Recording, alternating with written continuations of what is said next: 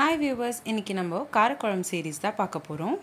ரொம்ப simple and ஈஸியாக செய்யக்கூடிய அதே சமயம் ரொம்ப சுவையா இருக்கக்கூடிய சேப்பக்கிழங்கு காரக்குழம்பு எப்படி செய்யறதுன்னு பார்க்கலாம் வாங்க. முதல்ல ஒரு கடாயில 30 ml போல எண்ணெய் சேர்த்துக்கோங்க. கூடவே 1/2 ஸ்பூன் அளவுக்கு கடுகு, கொஞ்சமா கறிவேப்பிலை சேர்த்துக்கிட்டு அடுத்ததாக 2 பெரிய சைஸ் வெங்காயம் நல்லா பொடிசா கட் பண்ணிட்டு வதக்கிக்கணும். நான் எப்பவுமே நம்ம வீடியோஸ்ல காரக்குழம்பு செய்யறப்ப சொல்றது தான், குழம்பு நல்ல டேஸ்டா வரணும் அப்படின்னு நினைச்சீங்கன்னா வெங்காயம் நல்லா பொன்னிறமா மாற வரைக்கும் வதக்கிக்கணும். 5 நிமிஷம் போல ஆகும் வெங்காயம்லாம் நல்லா வதங்குறதுக்கு. அடுத்ததாக 10ல இருந்து 15 பல்லு பூண்டு சேர்த்துக்கோங்க. ஒரு வாட்டி நல்லா வதக்கிக்கோங்க. அடுத்ததா 3 பெரிய சைஸ் தக்காளி நல்லா பொடிசா கட் பண்ணிட்டு அதையும் சேர்த்துக்கோங்க. நல்லா வதக்கிக்கணும். வெங்காயம் தக்காளியிலேருந்து எண்ணெய் தனியாக பிரிஞ்சு வர வரைக்கும் நல்லா வதக்கிக்கணும். இப்போ வரைக்கும் நம்மளோட சேனலில் காராமணி காரக்குழம்பு, மொச்சை காரக்குழம்பு, முருங்கைக்கீரை பொரிக்குழம்பு, வெந்தய குழம்பு, கருப்பு கடலை காரக்குழம்பு, சுண்டக்காய் காரக்குழம்பு, கருவேப்பிலை காரக்குழம்புன்னு நிறைய வகை பண்ணியிருக்கேன். கண்டிப்பாக அதையும் செக் பண்ணி பாருங்கள்.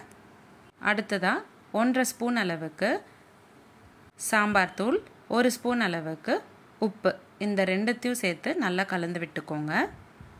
இந்த குழம்புக்கு அப்ராக்சிமேட்டாக 15 கிராம் போல் சாம்பார் தூள் தேவைப்படும். அடுத்ததாக இந்த குழம்புக்கு தேவையான தண்ணியை சேர்த்துக்கோங்க. நான் இன்னைக்கு 500 ml போல் தண்ணி சேர்த்துக்கிட்டேன். நான் இன்னைக்கு உங்களுக்கு சொன்ன அளவெல்லாம் தாராளமாக 3 பேர் சாப்பிடக்கூடிய அளவு தான் நான் உங்களுக்கு சொல்லியிருக்கேன். அடுத்ததாக வேக வச்ச சேப்பக்கிழங்கு ஒரு 50 கிராம் போல் சேர்த்துக்கிட்டேன். உங்களுக்கு முழுசாக தேவைப்பட்டுச்சுன்னா முழுசாக சேர்த்துக்கலாம், இல்லைன்னா சின்ன சின்ன பீசஸாக பண்ணிக்கிட்டும் சேர்த்துக்கலாம். லாஸ்ட்டில் 1/4 ஸ்பூன் அளவுக்கு வெல்லம், 1/4 ஸ்பூன் அளவுக்கு பெருங்காயத்தூள், கொஞ்சமாக கொத்தமல்லி, இது எல்லாத்தையும் சேர்த்துக்கிட்டு நல்லா ஒரு வாட்டி கலந்து விட்டுட்டு ஒரு வாட்டி கொதிக்க விடுங்க. நல்லா ஒரு கொதி வந்தக்கப்புறம் லாஸ்ட்டாக புளி தண்ணி சேர்த்துக்கோங்க. பெரிய லெமன் சைஸ் அளவுக்கு புளி தண்ணியில் ஊற வச்சு அந்த தண்ணியை தான் நம்ம இந்த குழம்புல சேர்த்துக்க போகிறோம்.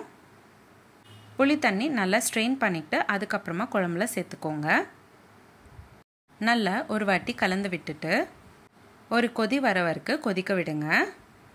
5 நிமிஷம் போல் கொதிக்க விட்டிங்கன்னா ரொம்ப சிம்பிள் அண்ட் ஈஸியான அதே சமயம் ரொம்ப சுவையாக இருக்கக்கூடிய சேப்பக்கிழங்கு காரக்குழம்பு ரெடி ஆகிடும். இந்த ரெசிபி லஞ்ச் பாக்ஸ்க்கு பர்ஃபெக்டாக இருக்கும். அடுத்த வாட்டி உங்கள் வீட்டில் சேப்பக்கிழங்கு வாங்கிட்டு வந்தீங்கன்னா இந்த ரெசிபி ஒரு வாட்டி ட்ரை பண்ணி பாருங்கள். உங்களுக்கு இந்த வீடியோ பிடிச்சிருந்தா லைக் பண்ணுங்கள், ஷேர் பண்ணுங்கள். இதே மாதிரி டெய்லி ஒரு ரெசிபி பார்க்குறதுக்கு என்னோடய சேனல் சப்ஸ்கிரைப் பண்ணிக்கோங்க. இந்த மாதிரி நிறைய சீரீஸ் நம்மளோட சேனலில் போஸ்ட் பண்ணியிருக்கேன்.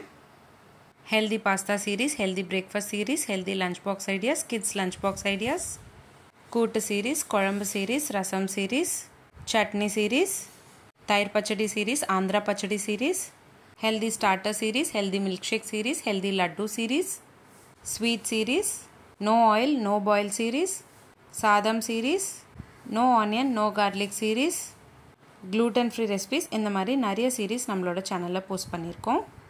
லிங்க்ஸ் எல்லாமே நான் உங்களுக்கு டிஸ்கிரிப்ஷன் பாக்ஸில் ஷேர் பண்ணுறேன். கண்டிப்பாக செக் பண்ணி பாருங்கள். இந்த ரெசிபி எப்படி இருந்ததுன்னு எனக்கு கமெண்ட் பாக்ஸில் கமெண்ட் பண்ணுங்கள். மீண்டும் சந்திப்போம் ஒரு சுவையான ரெசிபியுடன். தேங்க்யூ.